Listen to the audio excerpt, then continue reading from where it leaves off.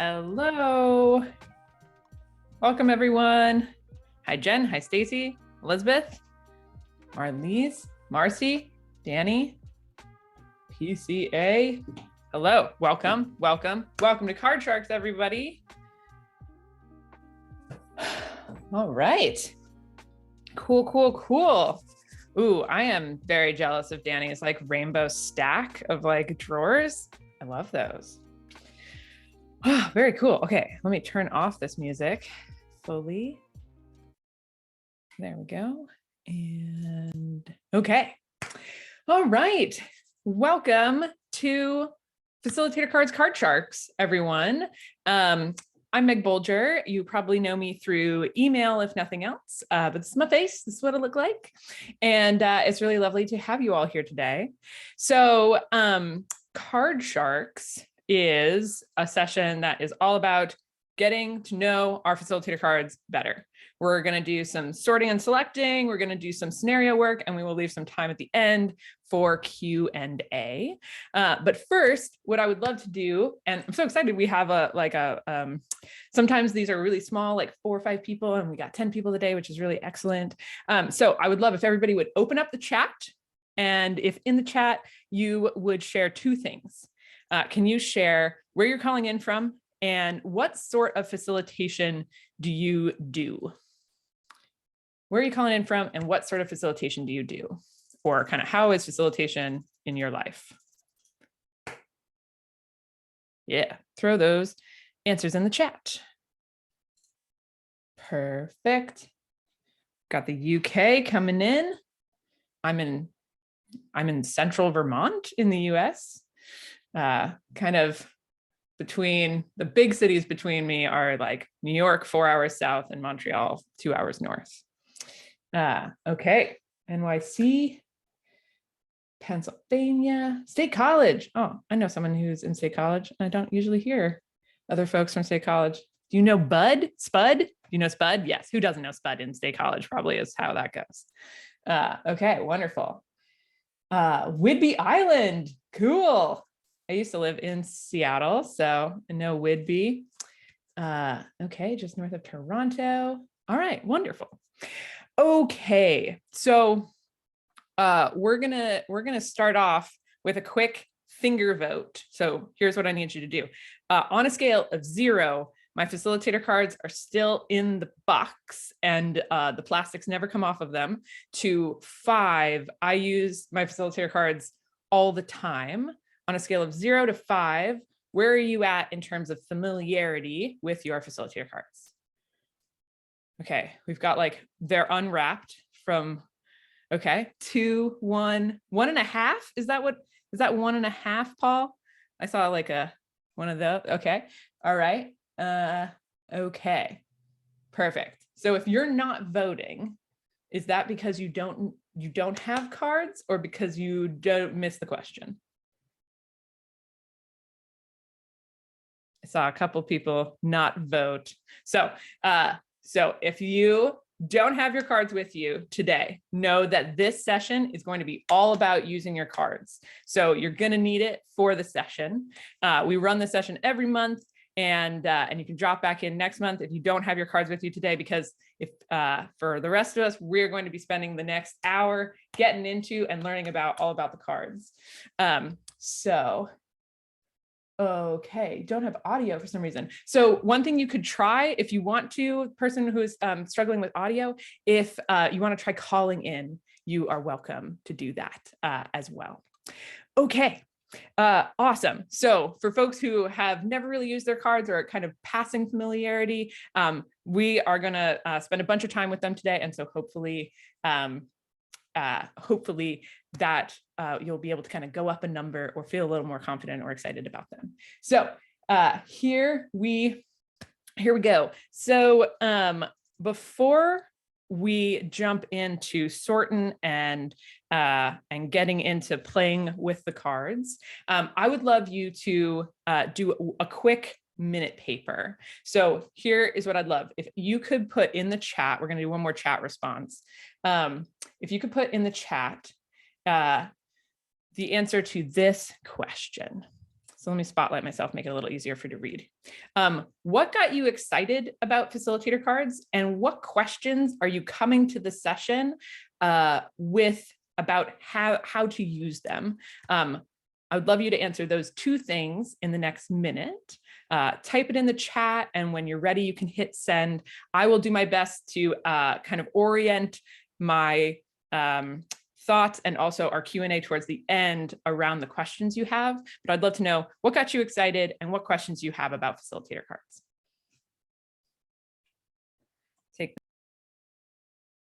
All right. Okay, great. So finish up your thoughts. Go ahead and hit send when you are ready. Okay. So one thing, actually, what we're gonna do is we're gonna start by just kind of getting to know some of the basics of our facilitator cards, and then we're gonna do a quick sort, which will hopefully address the question of overwhelm. Somebody mentioned like, oh man, there's 60 of these things. It's so easy to get overwhelmed by that and feel like you have to know everything in order to get started. And we'll be getting to that real soon. So go ahead and take your cards out of their box. And I'll just invite you to kind of follow along with kind of putting your cards in this particular order. So I'm going to go through what are the kind of main categories of facilitator cards, and then we'll get into figuring out which of these cards do you know and which ones are less familiar to you. So blue cards. Blue cards are the emotion cards. These are great for surfacing thoughts, reactions, feelings, predispositions of your group. I think of this as the like get to know your group cards. How are people feeling today? Those types of moments are really great to reach for the blue cards. Okay, finger on the pulse. Yes, perfect. So green cards are our brainstorming cards. This is all about forming, generating, getting people to kind of like come up with ideas and concepts. So those are the green cards. This is the like, what do people think about, that sort of thing. Or let's think about all the possibilities for. Okay, yellow cards, or kind of like macaroni and cheese color. These are distilling, pinpointing, getting to the bottom, finding common ground. These cards are really great for digging into conversations or kind of honing in on disagreements or where people are confused.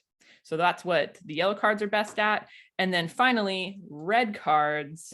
Red cards are decision-making, planning, strategizing, next steps. You know, when you need to make a decision, you need to refine down the conversation down to like, okay, what are we going to move forward? Or what is our final vote? That is where you go for the red cards. One thing I mentioned is just the idea of that's what the cards are best at. So all of these cards, there are processes that you can move between categories. Lots of them have flexibility, but we kind of put them into these major categories by what we think they're best at rather than what they're exclusively for, right? The reason that I went through in that order, in that color order, is that oftentimes what I find myself doing in a facilitation is moving through that order with my group, right? So kind of starting with like emotion, ideation, clarification, and then execution. That order tends to be kind of a good overall arc for a lot of my sessions. Sometimes you'll do kind of more than one loop in a session. You might move from emotion to ideation to clarification. That might bring up new ideas and you kind of do another loop. But what I often find is that if people miss steps in that kind of journey, that they'll come up later. So a lot of times people are like, well, we really just want to get into like making decisions, you know, like finalizing things. And I'm like, but have you let emotions come up? Because if you haven't, they will actually come back and kind of block the ability to like make decisions. Or if you don't give people time to like think through ideas before you're clarifying those ideas, a lot of times that'll kind of rear its head and throw your session off. So that's just like a overall flow. And that tends to be the colors, the kind of like order of the colors that I keep my cards in.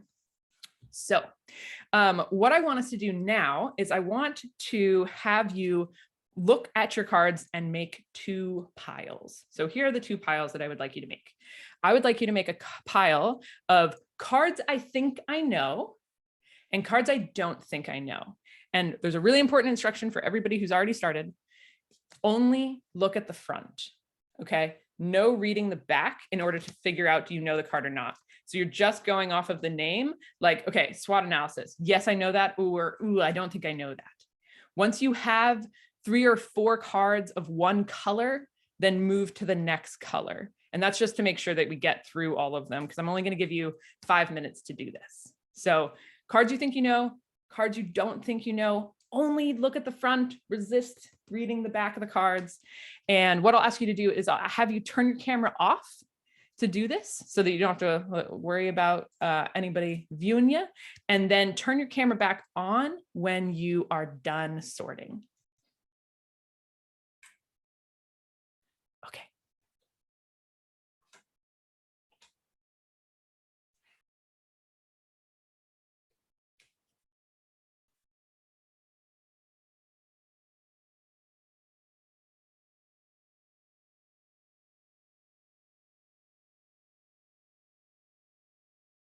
Okay. If you haven't made it all the way through the deck, I'm going to ask you to kind of wrap up where you're at, or you can just choose to ignore us and finish if you want to do that too. But we'll come back together. And my first question is, did anyone learn anything from doing that sort? And if so, you can raise your physical hand or you can raise your digital hand. But I'd love to know, did you learn anything just from doing that process? Yeah, Marlies. Well, I guess the good news was that I do know a few of these things. And also that there's lots of them I don't know. That's really what I learned. Okay, great. So just that you had some confirmation, like, okay, some of these are familiar to me and some of them, a good few of them are things I don't know. Yeah, go ahead, Paul. Yeah, I think it was interesting because I tried to get more cards than I probably know them. So I try to convince myself I know more than what I really know. So staying humble on the knowledge is my learning. Okay. All right. Yeah. So that's interesting. So for you, there felt like maybe like a weight of like, I should know more than I do, or than I feel confident with. Yeah. Humble on your learning. Okay. Anything else? Yeah. Amber, go ahead. I realized, and this is not surprising knowing myself, but I'm more familiar with activities in the blue and green categories than the yellow and red. And that makes sense for me because I am all about ideation and like, what can we come up with? Like, what else is there? Versus like making decisions is really hard for me. And I have brought that, I guess, into my role as a facilitator. So that needs to get addressed. Yes. There seemed to be some connections there when you were saying that other people were feeling you. So yeah, just the idea of like kind of your propensity or kind of the things that you are excited about as a facilitator also show up in the things that you know more, right? So if you're like, I love ideas, I love coming up with ideas, then you probably know more ways to do that than like making decisions. Yeah. Any other insights? Yeah, go ahead, Elizabeth. I had the exact opposite problem than Amber. I'm over in the red section going, oh yeah, I know this. But that's also the industry I'm in where it's very action oriented. It's like, we just need to get stuff done. Probably the one thing that did catch my attention are the symbols on top of the cards. I'm sitting there going, okay, those are clearly important. I have no idea what this means. Okay. So, yeah, Elizabeth, that was like a plant where you were like, Meg, what does this mean? Yes. So we'll go into that. And I also agree with what Amber just said in the chat. What's cool about like finding people who have different kind of strengths or things that they know more is like, that's actually a really powerful co-facilitation team, right? It's like people who are really like, I'm really jazzed about making decisions or digging into the nitty gritty versus like, I'm really jazzed about the emotions and like, yeah. So that's also another way to like get to know co-facilitators is like, what type of thing do you get excited about, or what types of things do you know more? So Amber or Elizabeth, to answer your question about the symbols, I'm just going to put myself back on Spotlight so I can show you one here. So the first thing to know is like basically on the left of the card, in the top left corner, the symbols that you're going to see indicate group size. So they look something like this. So a circle means individual, 2 circles means pair, the little baby molecule means small group, and the kind of big gobstopper molecule is a full group activity. So that's what those icons mean. The ones on the right indicate props. And the kind of props you need in order to facilitate them in person. So one thing that you should know is that on the back of your box, there is a key to all of this. So if you ever like forget what the colors mean or what the like different icons mean, that is all right there under the lid in the back of your box. So yep, so left side is group size and right side is props. And yeah, that's what the icons mean. So what's cool about the, to me, one way that I use that is just that if I have my whole agenda planned out on Facilitator Cards, I can actually glance at it and go, I have a lot of full group activities. Or like, if there's no props, it means, oh, we're going to be talking the whole time. And like, that can help me make kind of different choices around mixing up the way we're interacting or the group sizes that we're interacting in. So that's why we have those icons, is to kind of make it easy for you to kind of see your plan and then assess it along those different lines. Yep.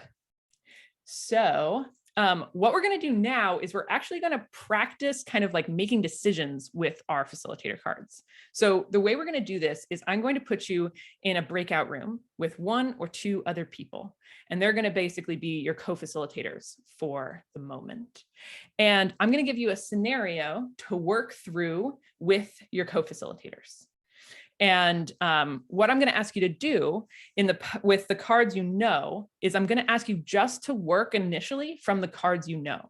So somebody mentioned earlier this idea of it's really overwhelming to like sit with 60 cards and try to make decisions. And so my first piece of advice to like narrow that and make something less overwhelming is to actually do that sort. Cards I know, cards I don't. If you're planning for something that's coming up in the next like week, just looking at the cards you know is a place I would start, right? Like just remembering, oh yeah, I know these processes, I could work these in.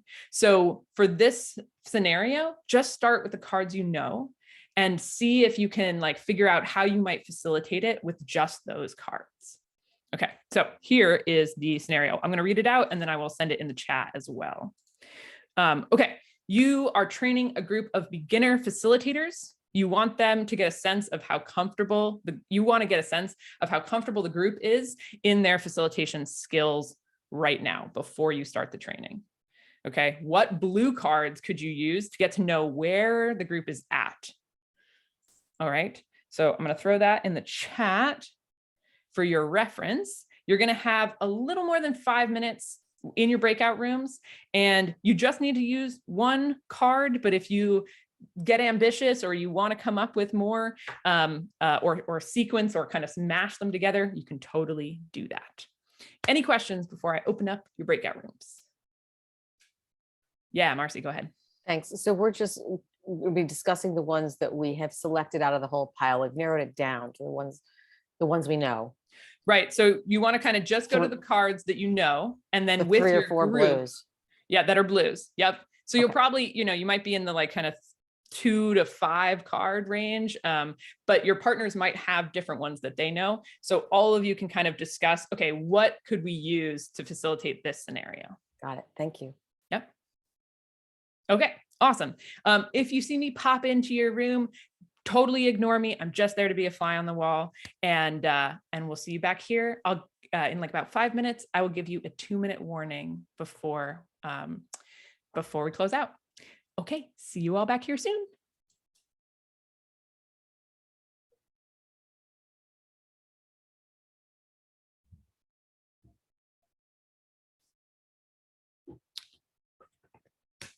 Welcome back. All right. So you all went right to time, which means maybe you got cut off in your conversations. If you did, and you were like really trying to get that last thought out, feel free to finish it in the chat so that your partners know. We won't know what it means, but they will.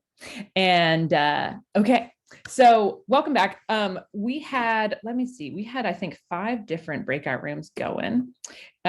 So we probably won't hear from everyone, but I'm curious if anyone's group came up with something that you're like, I don't think I would have thought of that until our conversation. And if so, would you be up for sharing what you came up with all of us? Don't all go at once. Anybody? Did I make the bar too high? Just, do you want to share what you came up with? Does anybody want to share what they came up with? Yes, go ahead, Kimberly. I definitely didn't know what thinking and feeling was prior to our session. So Amber and Danny so both kind of landed on that and felt it was very good fit. So I was like, oh, that's really cool. I like that. And kind of preceding the thinking and feeling with silent reflection. So yeah, that was something I learned today. It was really cool. Nice. What was did you all talk about like why you wanted to preclude it? Like why start with silent reflection before thinking and feeling?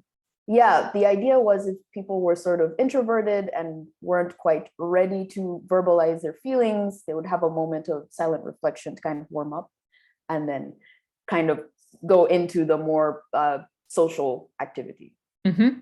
Awesome. Yeah, I think silent reflection and minute papers, both of those are things that I think are underestimated in their power. Just the idea that like giving people 1 minute or 2 minutes to think about like, you know, how do you feel about facilitation? Have them write that down before asking them to share out loud. It will change, like fundamentally, I think, improve what that conversation looks like. You know, it's maybe not something you want to do every time, but I think it's a really powerful tool. And I love that you all did like kind of like starting as individuals before going into that large group.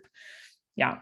Did any other group choose something, didn't choose thinking and feeling or silent reflection that you'd be up for sharing what you all chose?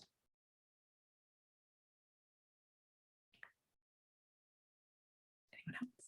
Sure, I'll jump in. Oh, yeah. Okay, great. For Jen and I, we started with spectrum questions. That was one that she was familiar with. And then I realized I was familiar with it too.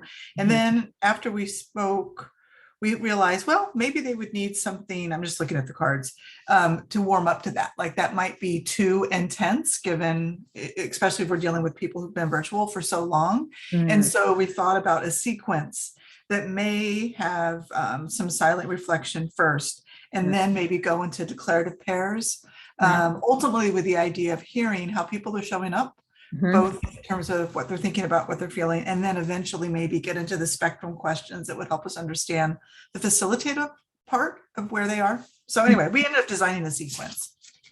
Love it. Yeah, I heard like 4 different cards in that. And I know. I gave you all 5 minutes, so that's awesome.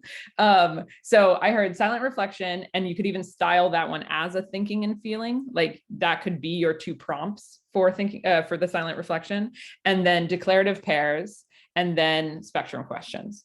Okay, what I love about that is like this. It's a you're letting them think about things as individuals and then in pairs before basically bringing that information public kind of thing. You know what I mean? Like you're not going to hear what they're saying in their pairs necessarily, or with their silent reflection, you're not going to see it, but you finally get to interact with that information when you get to that spectrum question. And not only do you, but everybody gets to see, oh, this is where we're at. This is where we are with a group.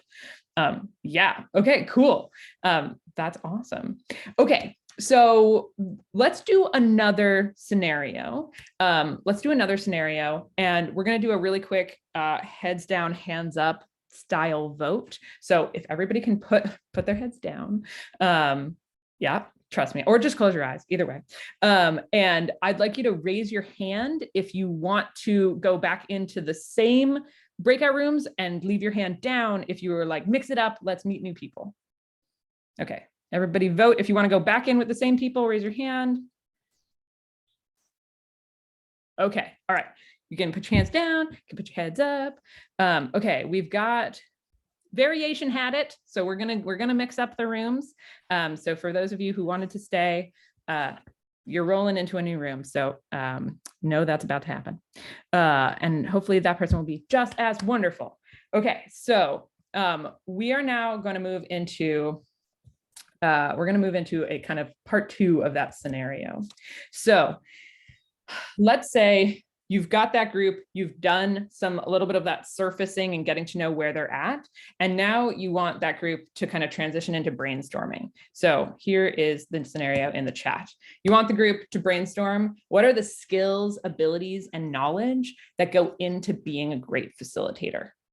Okay, what green card could you use to have that conversation or that brainstorm in an interesting way? Or just like effectively. So I'm going to give you about the same amount of time, maybe a little less, because you can apparently all build entire sequences in 5 minutes. So we'll go just about 3 to 5 minutes on that one as well. And when you come back, if you didn't share last time, it would be awesome if you would be up for sharing for your group this time. Okay, I'm going to open up the rooms and I'll see you in a few minutes.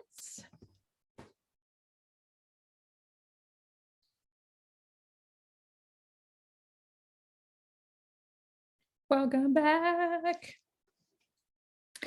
All right. So I broadcast kind of last minute to ask you all to pick someone to share out from your group. If you didn't see that, that's fair enough. And if you did see that and you are up for sharing out from your group, can you hold up which card or cards you selected to the camera? Okay. I would love to, Meg, but I don't have a camera. Okay, that's totally fine. Are you sharing out for your group, Irene? Yes, I am. For starting us off then? Oh, sure. So we went with 4 squares. And we liked it because it was solo. And we liked it because people could draw pictures, write words, so they could geek out on language or geek out creatively if they're artistic and things like that. And the 4 quadrants would be the 3 things that you put up in the chat: the skills, the abilities, the knowledge. And then we added one of, innate traits or something goofy, something one-off that you also need to have as a facilitator, whatever. So we could do a miscellaneous version or something. What we could do also, instead of, if you're in the classroom, COVID in our rearview mirror and we're back in the classroom, instead of each person getting 1 sheet, we could put up graffiti walls, 4 giant sheets on the walls. It's still solo. You're still doing it on your own. You can still be as creative as you want. But we could do, like Jen said, you could do a gallery walk and people could see each other's responses as well. Yeah, that's cool. There's also like, you could also do some sort of combination of those two where you give everybody 4 sheets, right? And so they do the initial doodling or drawing or listing as individuals and then have them stick them up on the 4 different walls and then do a gallery walk. So I think there's kind of like 3 different ways. You could do it entirely solo, do it entirely kind of on the big graffiti walls, or you could do like start as an individual and then make kind of like a mosaic together on the wall. Beautiful. Love that. Thank you. Yeah, absolutely. All right. How about Stacy? I think were you holding up or was it Sharon? Sharon, go for it, Sharon. Okay, so we talked mostly about 100 bad ideas, opposite thinking, or reverse engineering, and sort of asking the group to think of worst case scenario of how like terrible facilitator you could be. And then of course, backtracking and going back and thinking of ways that wouldn't happen, and possibly using like the reverse engineering to say like, okay, well, if my goal is to become like a facilitator extraordinaire, but I have these bad ideas, how can I tease all those sort of negative thoughts out so that I can create a positive steps towards that ultimate goal? Yeah. I love that. Yeah. I think opposite thinking is a really fun way to enter a conversation that people are used to having. Same with 100 ideas, just this idea of like, okay, we're used to, or like maybe these people have thought about what it means to be a facilitator a number of times before, and it can really like mix it up to say like, okay, but what makes a terrible facilitator? Like if you wanted to be awful, what would you do? And have that as a starting place. I think people say much more specific things. It's the same thing. Like I've done this with meetings when people are like, if it's like, how are we going to have like a good retreat together? And people are like, respect. And you're like, respect, like, but like, it doesn't mean anything.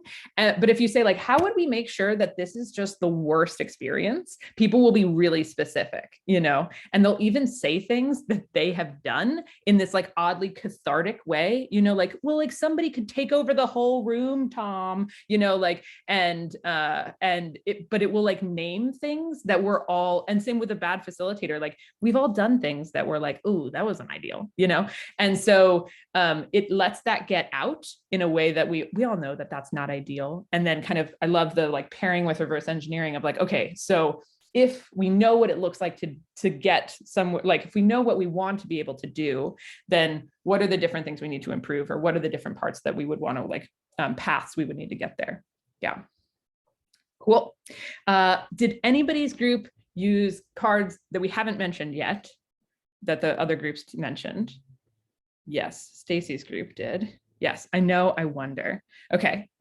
Stacy, were you the person who was going to share out for your group, or would you be up for it?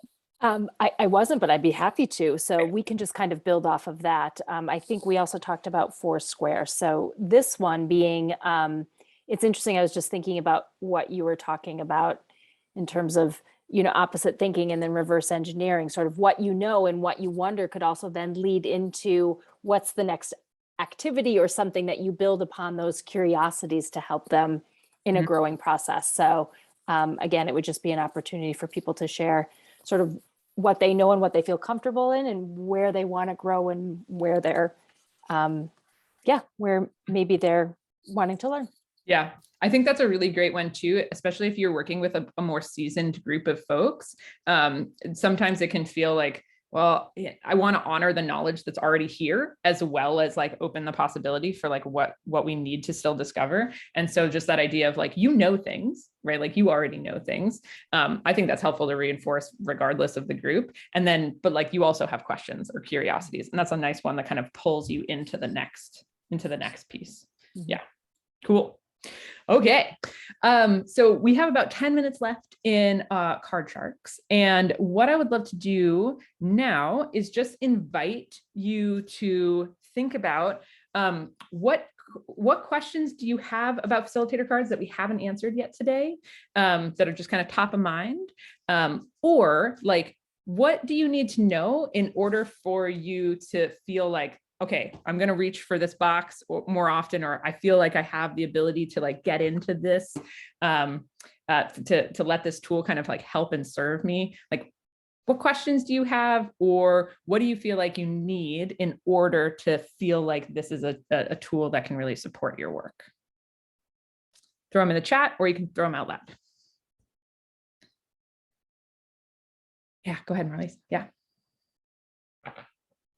Don't know if it's a fair question, but what's always really difficult as a facilitator is to assess how long something will take and to not squeeze too much in, especially. Yeah. So have you got any, I don't know, that's maybe not directly facilitator cards, but you put them together and then you make a program, right? That's the idea. Mm-hmm. So how is that, like experience that you assess the time, or what's just your clever brain do here? Yeah, so I would say it is, some of it is, so the reason we didn't put times on these is because they vary quite dramatically. Like you really can do a like 100 ideas. You can do that in 5 minutes, but you could also like stretch and debrief or encourage people to keep going into like a half an hour, right? And so that's one of the tricky things. This is like the non-answer, which is just that it's also how much time you give it, not just how much time it takes. So that's something to think about, right? It's just like, I only want it to take 10 minutes. Can it be done in that time frame? So I might think about time first, and then thinking about the tool, can you imagine being able to facilitate it within that time frame, versus like, how long does this tool take? That might be a different way to enter that same question, because for me, that's often, it's often about like, how much discussion do I want to have? How much debrief time do I want? Like, those are the things that really, I say, like accordion most of these processes as I'm going to look through this now afterward, and I'll follow up if I'm like, actually, that's not true. This one always takes time, but I would say most of them can probably be done in less than 10 minutes or like 10 minutes or less. But it really depends on how big you allow them to go and how much you want to get into that debrief. But like the processes themselves are really, are supposed to be kind of short or like not need to take up a ton of space. Yeah. Cool. Okay. I would really like this actually, how much time you give it versus how much time it takes. That's it's Great. a nice, I've written it down. Perfect. Well, that's awesome because it's the first time I've ever said it. So great. I'm glad it landed. It seems right to me though. It seems right to me as well. Elizabeth, what questions do you have? How do I get the mute off? I think one of the things that came up in the conversation that Kimberly and I were having is, the cards are great, but what tools are out there to host these conversations remotely? Because my company loves this concept of, well, we can't be productive unless we fly everyone in and we force everyone into a room for 8 hours. And I'm sitting here because the cards are great. It's like, okay, so we need to have a shared whiteboard. What tools are out there among the enterprise apps where everyone can collaborate remotely and save and simultaneously save the company thousands of dollars, since we're all not flying in for an 8-hour conversation. Totally. So I mean, and I don't expect there to be an answer out there today, but it'd be great to have a session over what's really out there. Yeah. So I already have thoughts, which is why I'm jumping in. So one thing I'll say is that there's a resource that I want you all to know exists that we made, and I'm going to put it in the chat right now. So there's a site called Virtual Facilitator Cards Guide. So one thing to know about that site is basically if you're like, okay, I love this 100 ideas thing, Meg, like, how would I do it online? If you go onto that site, there's a drop-down menu that says pick a card, and you can go to 100 ideas, and I will tell you, this is the app that I use to run that process, right? So the interactive whiteboard app that I really like is Mural. There's one called Miro. They're basically the same. I can't believe that they titled them the same, like that similarly. But there's a ton of options, but like, this is the one that we use, is basically what you're going to find on the Virtual Facilitator Cards Guide. Also, I am planning to start, I'm planning right now to start live streaming on YouTube because I want to do it. And tomorrow I'm actually going to do, like, these are the apps that I focus on for virtual facilitation. And like, these are the ones that I use every time. And these are like the ones I've also limited myself to, because one thing with virtual is like, there's just so many options. And if you're like a new shiny, you're like, ooh, new shiny thing. You can just spend all of your time looking at them. So I'm going to send you all a link to a couple of things. So one is our Instagram. If you're not following us on Instagram, but you are on Instagram, that's a cool place to like learn about the cards. We're trying to put out more like kind of like, here's a little video about a card. Here's a little like tip about something we use. So that's a good place. I'm going to throw that in there to like learn more information. And then I'm also going to link you to our YouTube where tomorrow, I think 4 o'clock Eastern, you can't translate that in live time to all of your time zones, but you can figure it out. I'll be live doing it, and then you can also watch the recording on YouTube. So if you subscribe to our YouTube channel, then it will like pop up in your feed. If you want to jump in on that, we're gonna make like a smaller video about it, but yeah, and also like feel free to jump into the chat tomorrow, and you can ask questions and like, have you explored Miro and blah blah. You can totally do that. So that's my thought on that. We also do a session roughly every month. We've been doing it for the last 3 months, called the Playground. And the Playground, Amber's been, the Playground, what we do is basically like this session, we're kind of talking about the cards. In the Playground, we actually do the cards. So like this month's Playground, we did 100 ideas and we did analogizing. And when I say did, I mean, I facilitate, you all put your participants on, and you like actually get to experience it, and then we kind of debrief it and figure out like, how does it work as a facilitator. So if you want to like experience the cards as a participant, the Playground is a great place to do that. And when we announce the next month's playground in the monthly mailer, you'll get an invite to that as well. So just know that like that's another great place to kind of learn about the apps that we would recommend and use. Okay, probably have time for like one more question. One more question from the group?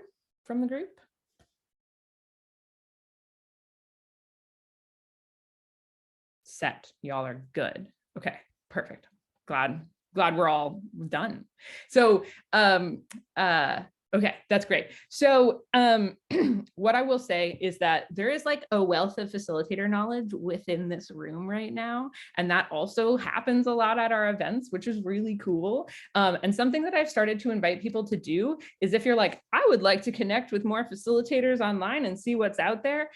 What I have started to invite people to do is like throw in the chat your like LinkedIn or your Instagram if you want to. You're no pressure. But if you're like, hey people, I like do stuff like this, or I'm like a facilitator and I would love more facilitator buddies, feel free to like throw your info in the chat, and that way people can connect with you offline and keep up with each other. Like Bryn's got an app all about facilitation, or at least you put out Instagram content that I watch. Yeah, I'm sure there's other folks doing cool things in the world. So I will not send out these links in the follow-up email. So if you want them, snag them now. Like just open them up. We all know how to make tabs. We're all probably pretty good at the endless amount of tabs you can have open. So just wanted to invite that. Yeah, want to make sure that you can connect with other cool people, which is kind of something that I love about our Facilitator Cards community. Okay. So we have 2 more minutes. So this is what we're going to do. I'm going to ask you to go to the chat one more time, and I would love you to share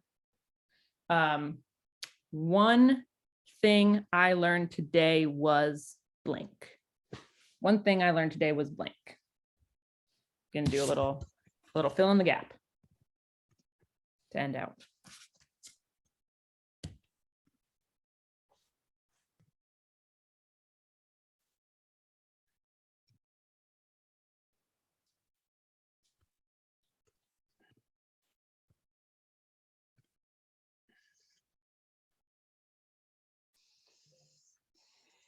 Okay.